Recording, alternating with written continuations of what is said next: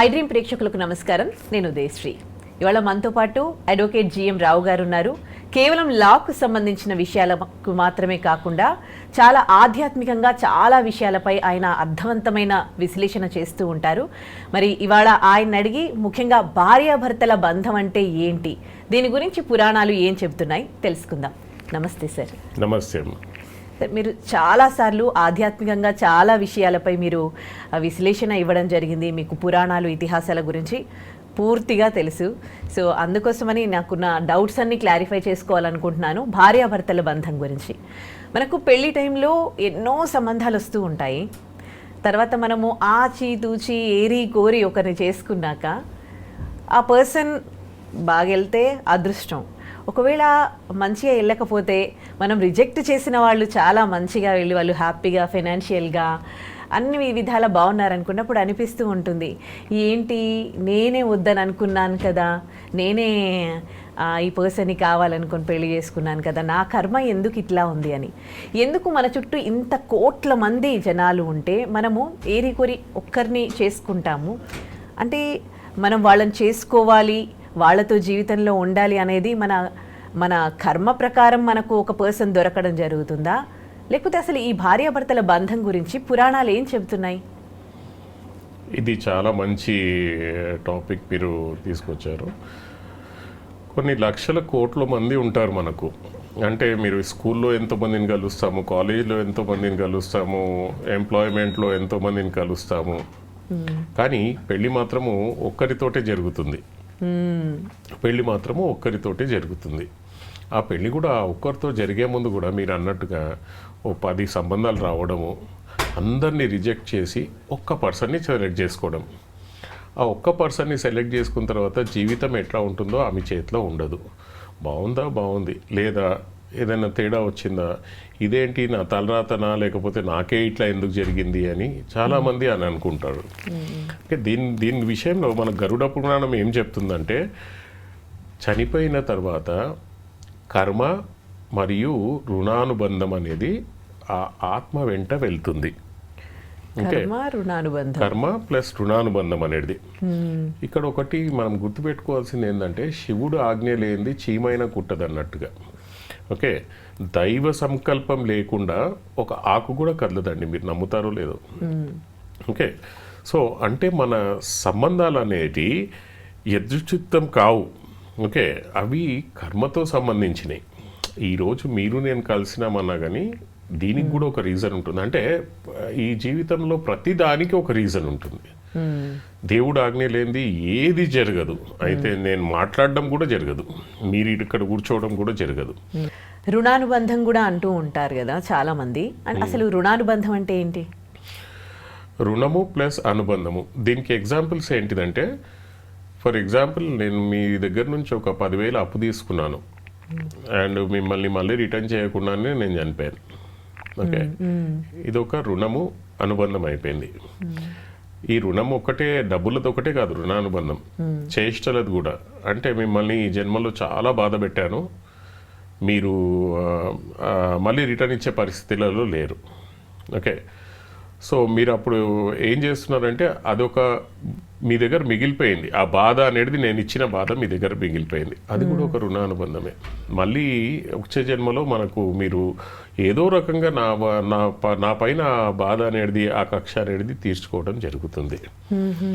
ఇది మనకు రుణానుబంధం. అంటే గత జన్మలో ఉన్న ప్రేమ, ద్వేషము, ఆర్థిక రుణము, బాధ రుణము, ఓకే, ఇవి తీర్చుకోవడానికి ఆ ఆత్మ మళ్ళీ మన జీవితంలోకి వస్తుంది. ఓకే, చాలా సార్లు ఏంటిదంటే ఇది అనేది, ఈ రుణానుబంధం అనేది మనకు భార్య లేకపోతే భర్త రూపంలో వస్తారు. ఓకే ఓకే, రుణానుబంధం భార్య భర్త రూపంలో, రుణానుబంధం అనేది భార్య అండ్ భర్త రూపంలో వస్తారు. అంటే ఏ విధంగా, ఎట్లా అంటే వాళ్ళతో ఫైనాన్షియల్గా బాగా మనము స్ట్రగుల్ అవ్వాల్సి ఉంటుందా, ఫైనాన్షియల్గా లాస్ చేస్తారా? ఇప్పుడు కొన్ని సినారియోస్ మీకు ఏమన్నా గుర్తొస్తే మీరు నాకు సినారియోస్ అడగవచ్చు. ఒక ఫస్ట్ సినారియో మనం తీసుకుందాము. ఒక నాకు ఒకటి చెప్తాను. మామూలుగా ఒక్కోసారి భార్యాభర్తల్లో ఎవరైనా ఒకరు సిక్ కావచ్చు, హాస్పిటల్లో చాలా చాలా ఖర్చులు పెట్టి వాళ్ళని మళ్ళీ మొత్తం కంప్లీట్గా వాళ్ళు రికవర్ అయ్యాక ఆ భర్తతో విడిపోవడము, లేకపోతే అంత ఖర్చు పెట్టినాక భార్యను భర్తను చనిపోవడము, ఇలాంటివి కూడా జరుగుతూ ఉంటాయి కదా. అన్ని లక్షల డబ్బులు పోతాయి. అండ్ తర్వాత ఒకవేళ తను రికవర్ అయినా కానీ మళ్ళీ కలిసి కూడా ఉండకపోవచ్చు. ఇలాంటి కేసెస్ కూడా చూస్తూ ఉంటాము.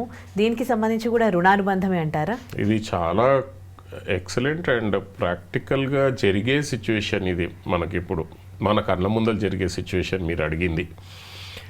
పెళ్ళి అయిన తర్వాత 6 నెలలకు సంవత్సరానికో బాగుంటారు, బాగా కలిసి ఉంటారు. తర్వాత ఏమవుతుందంటే భార్యను భర్తను హాస్పిటల్లో పడడం అండ్ దానికి మొత్తం లక్షల రూపాయలు ఖర్చు పెట్టడం.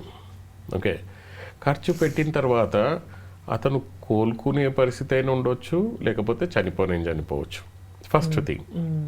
సెకండ్ థింగ్, కోలుకున్నాక వీళ్ళిద్దరు విడిపోయే అవకాశాలు కూడా ఉంటాయి. ఇక్కడ జరిగింది ఏంటంటే మనకు ప్రీవియస్ జన్మలో, అంటే పోయిన జన్మలో, ఏదో జన్మలో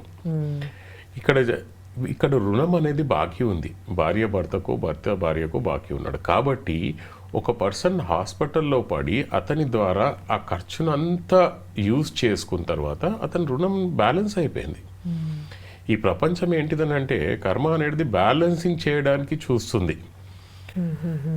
సో ఇక్కడ రుణం అనేది ఏదైతే ఉండే అది మొత్తం ఖర్చు అయిపోయిన తర్వాత ఇదర్ దట్ పర్సన్ అనేది చనిపోతాడు, అక్కడితో రుణం ఎండ్ అయిపోయింది. ఇది మనం అర్థం చేసుకోకుండా, అంటే కర్మ సిద్ధాంతాన్ని, గరుడ పురాణాన్ని, వీటిని అర్థం చేసుకోకపోతే మనిషికి దుఃఖాలు తప్పవు. ఎందుకు ఇట్లా జరిగిందనే క్వశ్చన్ మిగిలిపోతుంది కానీ వాళ్ళకి ఆన్సర్ రావు. ఇక్కడ పర్ఫెక్ట్ ఆన్సర్ ఏంటిదంటే ప్రీవియస్ జన్మలో ఉన్న రుణానుబంధం వల్ల అలా జరిగింది. ఓకే, ఇప్పుడు మీకు భర్తను వేధించడం, భార్య వేధించడం, ఇవి కూడా జరుగుతూ ఉంటాయి. ఈ వేధింపులు ఏంటి, వాళ్ళ జీవితాంతం ఇంకా దాంట్లోనే ఉండాలి. కొంతమంది ఈ మధ్యకాలంలో ఎక్కువగా డైవోర్స్ తీసుకుంటున్నారు అనుకోండి, బట్ కొంతమంది కలిసి ఉన్నా కానీ ఎంతసేపు వాళ్ళ మధ్యలో చిన్నదానికి పెద్దదానికి గొడవలు, ఒకరినొకరు బాధించుకోవడాలు, ఏంటి ఇదంతా కూడా? సో దీంట్లో 2 రకాలుగా ఉంటాయి మీరు చెప్పిన దాంట్లో. ఇద్దరు ఒకరినొకరు బాధించడం అనేది, ఓకే. ఇంకొకటి ఏంటిదని అంటే ఒకరు ఇంకొకరిని బాధించడం అనేది ఉంటుంది. ఓకే, సో జనరల్గా ఇద్దరు ఒకరినొకరు బాధించడం అనేది కొద్దిగా తగ్గిపోతుంది, కానీ ఎక్కడో ఒక దగ్గర ఎవరో ఒక్కళ్ళు మాత్రం ఎక్కువగా బాధించడం ఉంటుంది. అవును. ఇప్పుడు మనము రియల్ లైఫ్ ఎగ్జాంపుల్ తీసుకుంటే, ఇప్పుడు ఒక భార్య కానీ భర్త కానీ ఏం చేస్తాడంటే ఇంకో స్పౌస్ని చాలా బాధ పెడుతుంటాడు.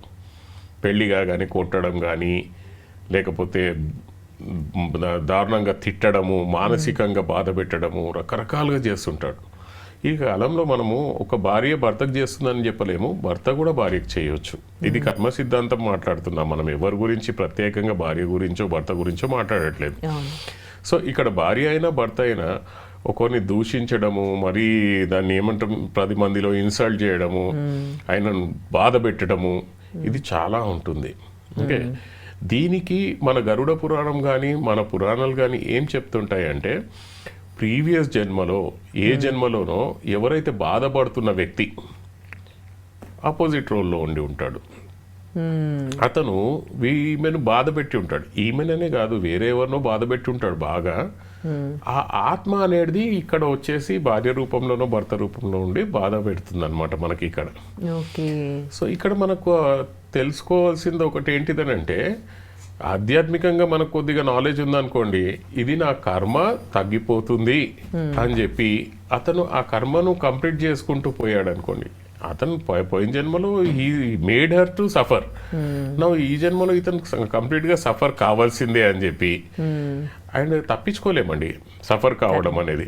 ఇప్పుడు ఆ సఫర్ కావడం అనేది ఎట్లా తప్పించుకోలేమని అంటే, ఇప్పుడున్న ప్రాక్టికల్ సిచ్యువేషన్లో అంత బాధ పెట్టి ఆమె నుంచి తప్పించుకుందాం అనుకున్నా కానీ ఇక్కడ ఏం చేస్తుంది, హస్బెండ్ ఆర్ వైఫ్ కోర్టులకు ఈడుస్తారు. కోర్టులకు ఈడ్చిన తర్వాత కోర్టులో 5 సంవత్సరాలు బాధపడ్డాం. ఓకే, ఆ డైవర్స్ కేసులని, డీబీసీ కేసులని, మెయింటెనెన్స్ కేసులని. కానీ బాధపడుతున్నాడు కదా ఎవరో ఒకళ్ళు. ఒక పర్సన్ మాత్రం నార్మల్గా ఉంటారు, అవును, ఇంకో పర్సన్ మాత్రం బాధపడుతుంటారు. So the same role was opposite in the previous life. So దాని గురించి అని చెప్పి మనకు ఈ జన్మలో ఈ రకంగా జరుగుతుంది అక్కడ. నాకు ఒక డౌట్ సార్, మీకు కర్మ సిద్ధాంతం తెలుసు, పురాణాలు చదివారు, ఇప్పుడు ఈ క్షణం మీరు నాతో మాట్లాడుతూ ఉన్నారు, ఇంకెవరో మిమ్మల్ని బాధించిండొచ్చు, అరే నా కర్మ ప్రకారమే జరిగిందని మీకు ఆ పెయిన్ని మీరు తీసుకోరా? మీకు కూడా ఇప్పుడు మిమ్మల్ని ఎవరో బాధించారు, ఇప్పుడు ఇంటర్వ్యూలో నేనే ఒక విధంగా మిమ్మల్ని ఏమన్నా హర్టింగ్ క్వశ్చన్ ఏమన్నా అడిగిండొచ్చు, మీరు ఆ క్షణం బాధపడ్డారు, మీ కర్మ సిద్ధాంతంలో నేను ఇలా అనుభవించేది ఉంది కాబట్టి నన్ను ఇలా అడిగింది అని మీరు అనుకొని మీరు తృప్తిగా ఉంటారా? తప్పకుండా. ఎందుకనంటే మనకు భగవద్గీతలో శ్రీకృష్ణుడు ఏమంటాడంటే దుఃఖము కానీ సుఖము కానీ రెండుని ఈక్వల్గా తీసుకోవాలని అంటాడు. అతనే యోగి. చాలా రేర్. నేను మీకు ఇప్పుడు ఇమీడియట్గా తిట్టానంటే మీ ఫేస్ మీద చేంజెస్ వచ్చేస్తాయి. మనకి ఎవరైనా కానీ మీరు తిట్టారంటే ఇమీడియట్గా చేంజెస్ వచ్చేస్తాయి. కానీ ఇప్పుడు అంటే కాంట్రవర్సీ చాలా నడుస్తుంటుంది సన్యాసుల గురించి. ఇప్పుడు కొంతమంది సన్యాసుల గురించి కాంట్రవర్సీ మీరు చూస్తున్నారు. సన్యాసం తీసుకున్న తర్వాత ఇట్లాంటి మాటలు మాట్లాడొచ్చా, సన్యాసం తీసుకున్న తర్వాత ఈ లోకం గురించి ఇవి మాట్లాడొచ్చా అని చెప్పి.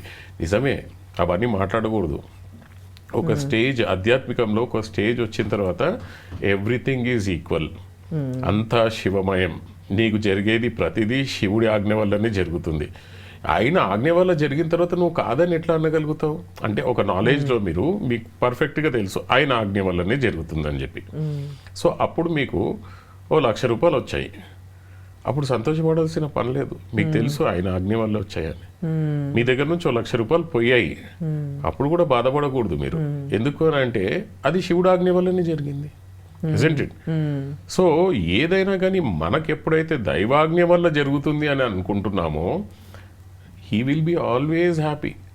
అతను శరీరంలో సగం కాలు పోయినా కానీ he will be always happy. You can take the example of Ramana Maharshi. Okay, మనము వేరు, శరీరం వేరు.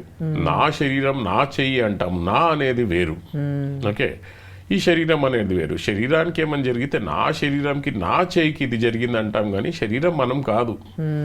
ఇంత జ్ఞానం మనకు వచ్చిన రోజు డెఫినెట్గా ఇప్పుడు ఫ్యామిలీలో ఇది రానియండి.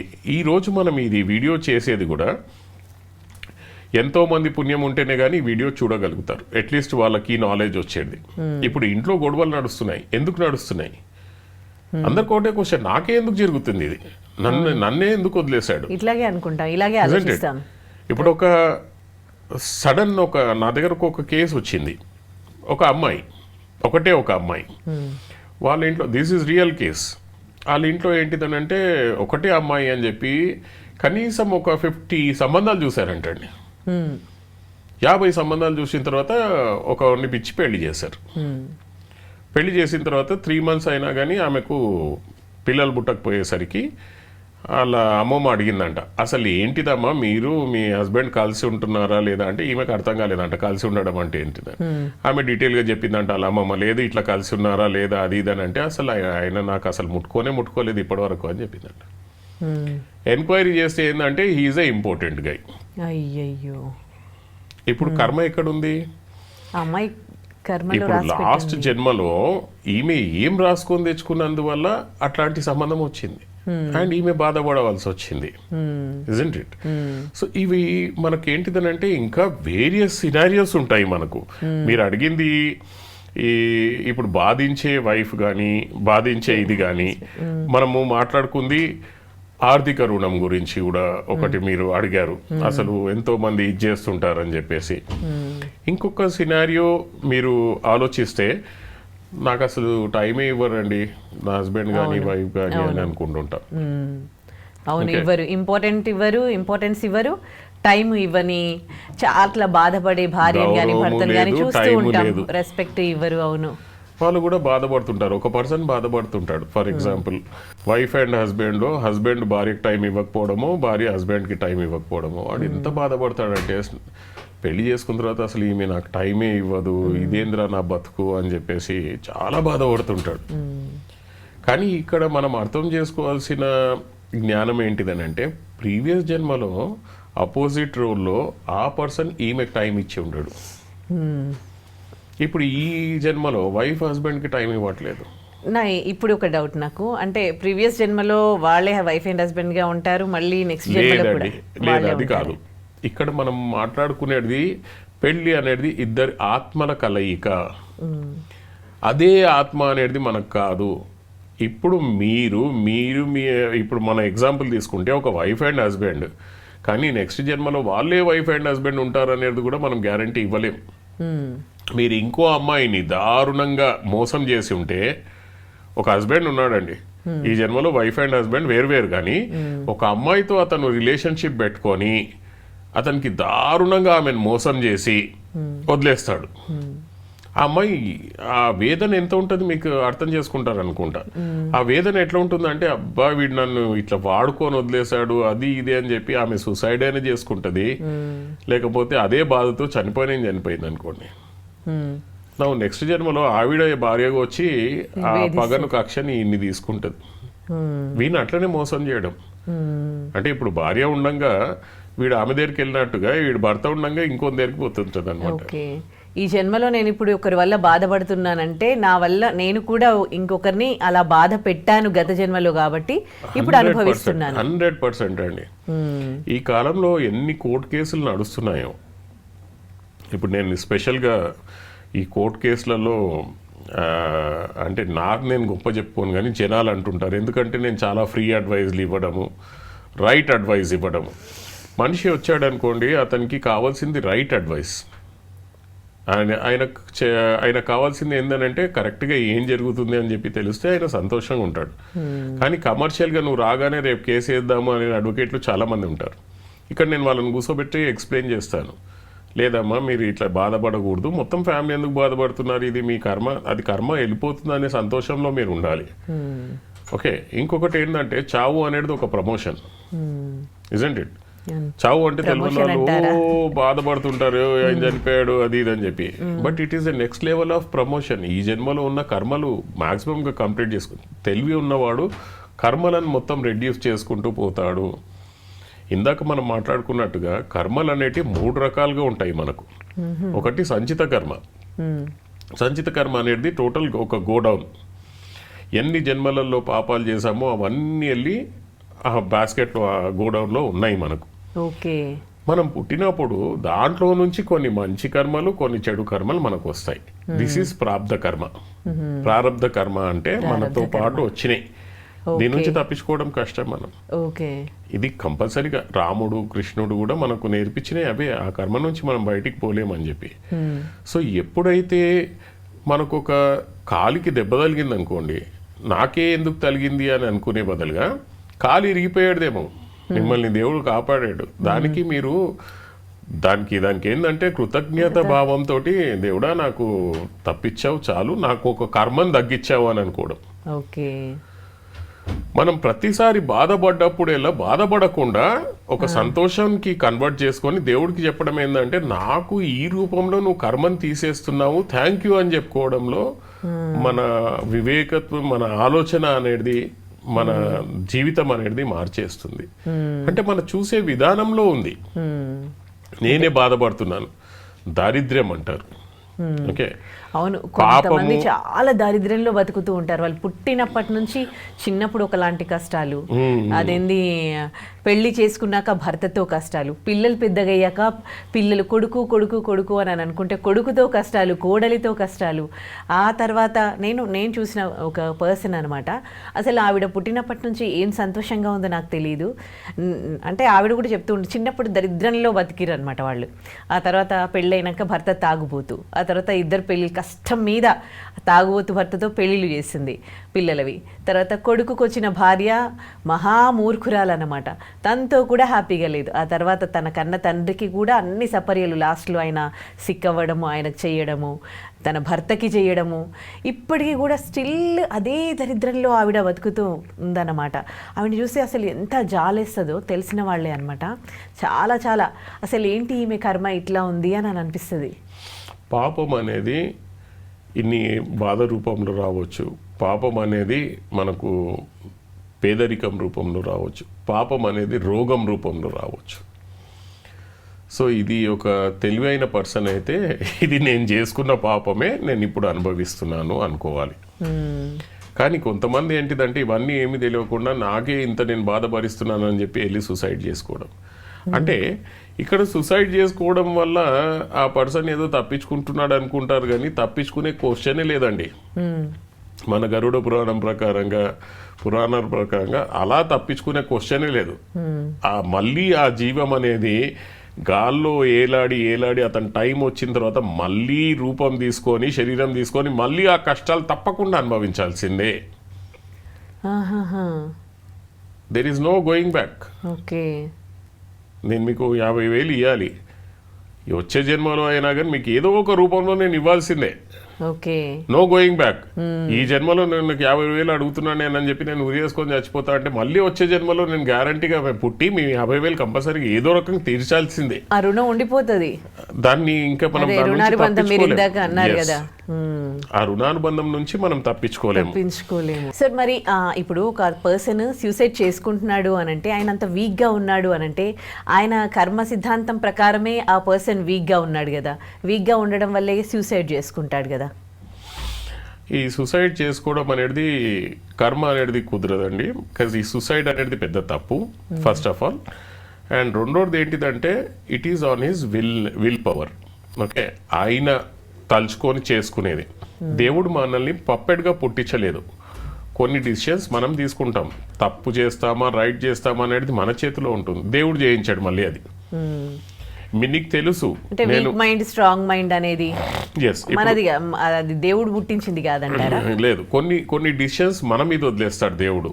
అంటే ఎప్పుడు మనం మంచి చేయాలా చెడు చేయాలా రెండు మనకు ఒక థాట్ వస్తుంది. ఒక్క సెకండ్లో మీరు ఆలోచిస్తే మీరు ఒకటి ఇమీడియట్గా నా పైన హార్ష్గా రియాక్ట్ అయ్యారు. నేను రెండు రకాలుగా రియాక్ట్ అవ్వచ్చు. నేను మిమ్మల్ని తిట్టొచ్చు, కొట్టొచ్చు, లేదా కామ్గా ఉండొచ్చు. దానికి తీసుకునేది ఒక సెకండ్ డిసిషన్. నేను ఎట్లా రియాక్ట్ అవ్వాలనేది డిసిషన్.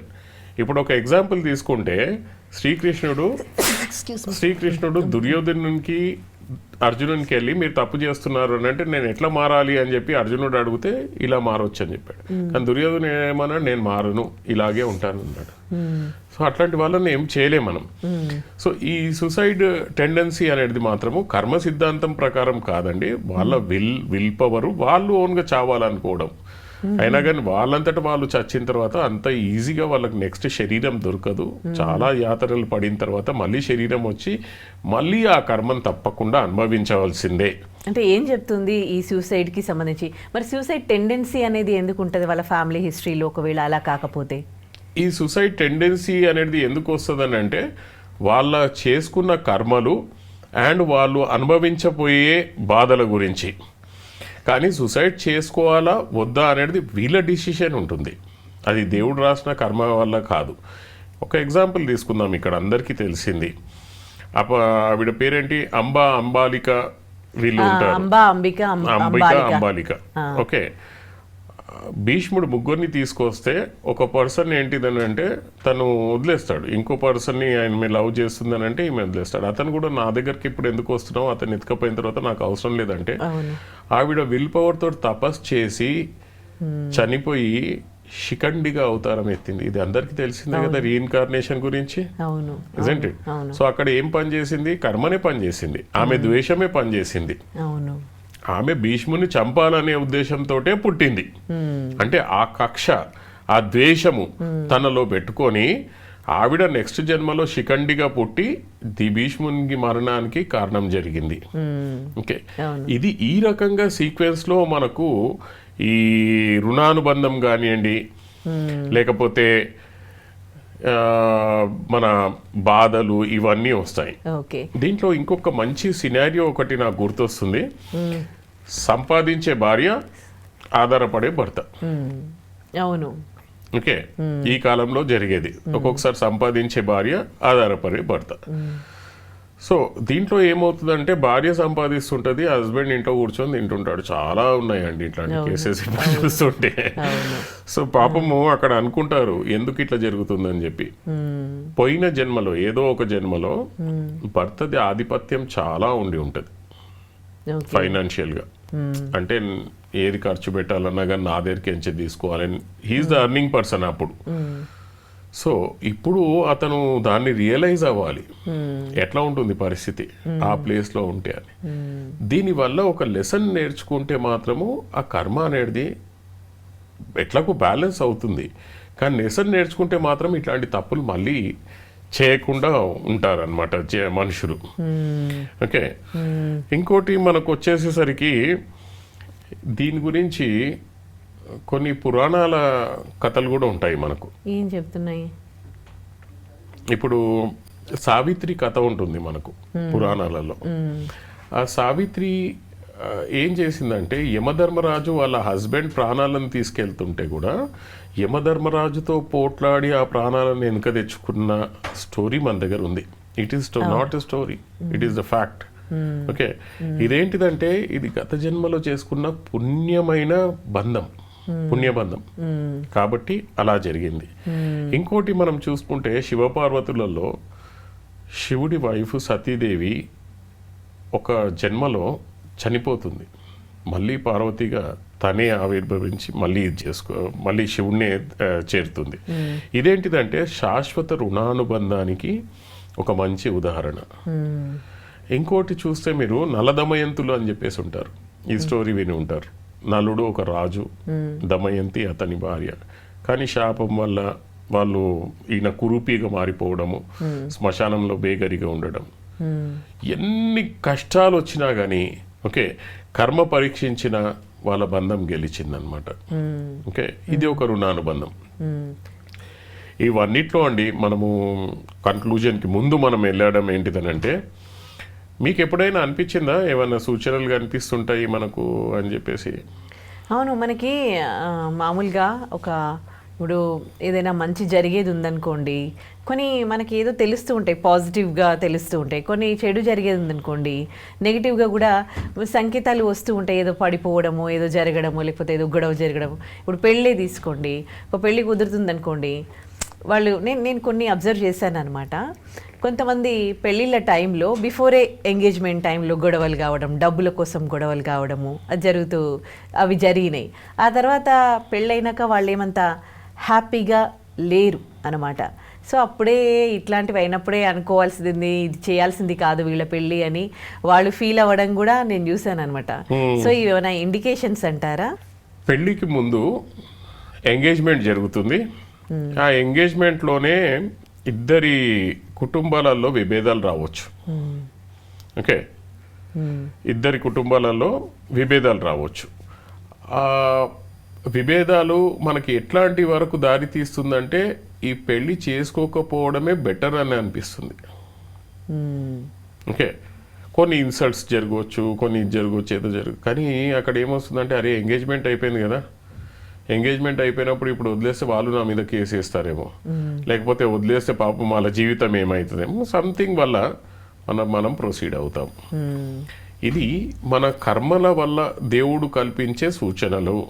బాబు ఈ వివాహం నీకు సెట్ కాదని, కానీ ఆ కర్మ బ్యాలెన్స్ అవ్వాల్సిందే కాబట్టి మళ్ళీ పెళ్లి చేసుకుంటారు. చాలా మందికి అడగండి, పెళ్లికి ముందు గొడవలు అయ్యాయా? విడిపోతారు వాళ్ళు. చూడండి, మీరు విడిపోయిన వాళ్ళకు పిలిచి అడగండి ఎవరికైనా. అంటే మీ లైఫ్లో ఎప్పుడైనా ఎక్స్పెరిమెంట్ చేయండి, ఎవరైనా విడిపోయారంటే మీకు ఎంగేజ్మెంట్ అప్పుడు ఏమైనా గొడవలు వచ్చాయా అని అడగండి. గ్యారంటీగా ఎస్ అండి మీకు ఎట్లా తెలుసు అన్నట్టు మాట్లాడతారు. అది వచ్చినా కానీ పెళ్లి చేసుకోవడం అంటే forcible. So they have to enjoy that కర్మ. ఆ కర్మ ఎంజాయ్ చేసేంత వరకు ఆ బంధం ఉంటుంది, దాని తర్వాత మళ్ళీ విడిపోతారు, లేకపోతే ఎవరో ఒకరు పాస్ అయిపోవడం జరుగుతుంది. బలవంతంగా చంపేయడము, ఇప్పుడు వైఫ్ అండ్ హస్బెండ్ ఉన్నారు కదా ఆ రకంగా. సో ఇది కొన్నిసార్లు ఏంటిదంటే అవి హెచ్చరికలను చూపిస్తుంది, కానీ మన కర్మ తీరాలి, బ్యాలెన్స్ అవ్వాలి. కాబట్టి డెఫినెట్గా ఆ టైం అనేది మనకు ఫోర్స్ చేస్తుంది పెళ్లి చేసుకోవాలని చెప్పేసి. ఓకే, నాకు ఇంకొక డౌట్, అంటే నాకు తెలిసిన వాళ్ళు ఈ క్వశ్చన్ అడగమన్నారు. మామూలుగా ఒక ఫ్యామిలీ 4 సిస్టర్స్ ఉన్నారు. వాళ్ళందరూ కూడా చాలా బ్యూటిఫుల్గా ఉంటారు, మంచి టాలెంటెడ్. కానీ వాళ్ళ ఫాదర్ వాళ్ళ బ్యూటీకి తగ్గట్టు, వాళ్ళ టాలెంటెడ్కి తగ్గట్టు వాళ్ళని దేంట్లో ఎంకరేజ్ చేయలేదు. అండ్ చాలా ఎర్లీగా పెళ్ళిళ్ళు చేసేయడం వల్ల అంటే వాళ్ళు ఇంకా ఇంటికే పరిమితం అయిపోయారనమాట. సో వాళ్ళని చూసినప్పుడు, వాళ్ళ పేర్స్ని చూసినప్పుడు చాలామంది ఇట్లా అంటారనమాట, బా ఎంత అందగా తెలుగు మీకు తగ్గట్టుగా ఒక్కరు కూడా లేరు కనీసం అని. కానీ వాళ్ళు ఫినాన్షియల్గా కూడా ఎవ్వరు కూడా అంత స్ట్రాంగ్గా కూడా లేరు. సో ఏంటి, దేవుడు వాళ్ళకు అన్ని ఆర్ట్స్ ఇచ్చారు కానీ ఎంకరేజ్ చేయలేదు. కానీ అంత అందం ఇచ్చారు, దానికి తగ్గ పార్ట్నర్ ఇవ్వలేదు, దానికి తగ్గ లైఫ్ ఇవ్వలేదు. అంటే ఏంటి వాళ్ళ కర్మ అన్నట్టుగా అనిపిస్తుంది వాళ్ళని చూస్తే. ఇప్పుడు మీరు కరెక్ట్గా ఇవన్నిటి మనం సీక్వెన్స్ అరేంజ్ చేసుకుంటే, ఈ అందంగా ఎవరైతే ఉన్నారో వీళ్ళు అదే పని వేరే అందంగా ఉన్న వాళ్ళకు, అంటే వీళ్ళకు పుట్టిన వాళ్ళు ప్రీవియస్ జన్మలో ఎక్కడో ఇదే ట్రీట్మెంట్ చేసి ఉంటారు. ఓకే, వీళ్ళు కూడా అదే ట్రీట్మెంట్ చేసి ఉంటారు. కాబట్టి ఈ జన్మలో అనేది డెఫినెట్గా వాళ్ళకు ప్రతి దానికండి మనం ఒక ఇది చూస్తే, ఇప్పుడు ఇవన్నిట్లో నుంచి మనం ఒక్కటి మిస్ అయ్యాము. అదేంటిదనంటే successful marriage. Okay, successful marriage అని అంటే డబ్బు కాదు. ఓకే, మనం ఫోటోలు దిగడం కాదు, సోషల్ పోస్టులు కాదు, పెద్ద బిల్డింగ్లు ఉండడం కాదు, కారు ఉండడం కాదు, ఏముండడం కాదు. పరస్పర ఎదుగుదల, పరస్పర గౌరవము, పరస్పరంగా కర్మను బ్యాలెన్స్ చేసుకుంటూ పోవడము. ఇది ఎవరు అని అంటే చాలా పెద్ద యోగిక్ టైప్ ఆఫ్ ఫ్యామిలీస్ ఉంటాయి కొన్ని. వాళ్ళు ఏంటిదనంటే ఇవన్నిటిని అర్థం చేసుకొని కర్మ అనుసారంగా నడుచుకుంటుంటారు. మీరు ఇప్పుడు కూడా మన ఈ జన్మలో కూడా కొంతమంది ఉన్నారు, బాధపడుతూ కూడా అనుభవిస్తూనే ఉంటారు. మీకు ఒకటి తెలుసో లేదో అండి, నేను చిన్నప్పుడు ఒక ఫ్యామిలీని చూశాను, ఇది రియల్గా నా ముందర జరిగింది. ఆ ఫ్యామిలీలో ఏంటిదనంటే వాడి హస్బెండ్ ఒక psycho. Is a great artist, he was a great artist. అతను అసలు ఆర్ట్ వేస్తే అసలు అందరు ఇదైపోయేది. ఆడొక పెద్ద సైకో. వాడు ఎట్లా అంటే భార్యకు ఎప్పుడైనా కోపం వస్తే చెవు కొరికేసేవాడు. రియల్గా నేను చిన్నగా ఉన్నప్పుడు చూసాను, ఆ చెవు కొరికి ఇట్లా పక్కన పడేస్తే అది అక్కడ పడి ఉండేది. అట్లా ఆ రకంగా రకరకాలుగా ఒకసారి కోపం వచ్చి కట్టెలతో కొట్టి ఆమె కాళ్ళు ఇరగొట్టేశాడు. ఆమె అట్లనే నడుస్తూ ఆయన దగ్గరే బతికిందండి. నేను వెళ్ళిపోతానని అనలేదు, ఆయన అక్కడే బతికింది. లాస్ట్కి ఒక దినం ఆమెను చంపేశాడు, మొత్తం ఇల్లంతా రక్తం. అయినా కానీ ఆమె అక్కడే బతికింది. సో ఇప్పుడు గ్రేట్నెస్ ఎవరిది? వీడిది కాదు, ఆమెది. ఆమె ఏంటిదనంటే ఆమె కర్మ ఏ జన్మలో చేసుకుందో, వాడిని ఎంత బాధ పెట్టిందో, వాడిని అట్లా చంపి ఉండొచ్చు, వాడు ఈమెను చంపాడు. కానీ ఈమె కంప్లీట్గా కర్మ అనేది అనుభవించి వెళ్ళిపోయింది. ఓకే, కర్మ మూట కట్టుకున్నాడు, ఈడు కర్మ మూట కట్టుకున్నాడు కొత్తగా.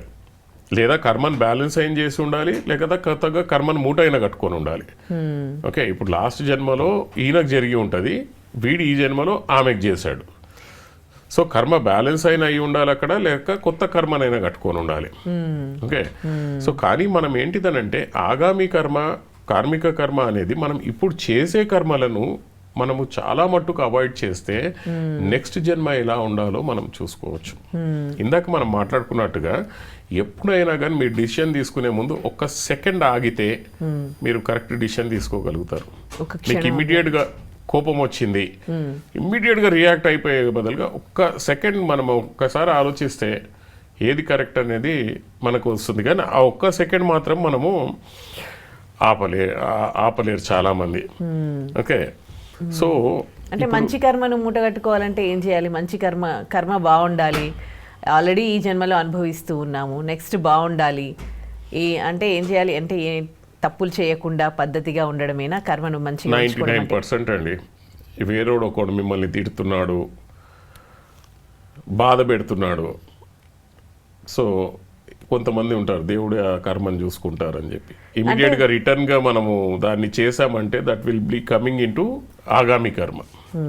ఓకే, అంటే అనుభవించమని చెప్తుందా కర్మ?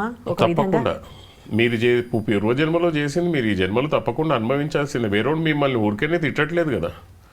ఎవరైనా మనల్ని బాధ పెడుతూ ఉంటే మనము అలా వాళ్ళెవరు అని అడిగే హక్కు మనకు ఉంటుంది కదా, సో అలా అడగకుండా అనుభవించమని చెప్పడమే కర్మ సిద్ధాంతమా? కర్మ సిద్ధాంతం అట్లాంటిది కాదండి. దీన్ని బాగా ఆలోచిస్తే, మీరు నాలెడ్జబుల్గా ఆలోచించారు అనుకోండి, ఒక పర్సన్ మిమ్మల్ని ఎందుకో దూషించాడు, రివర్స్లో మీరు కూడా అతన్ని దూషించారు అనుకోండి, ఇక్కడ మీరు ఒక కొత్త కర్మను ముట్టుకుంటున్నట్టు.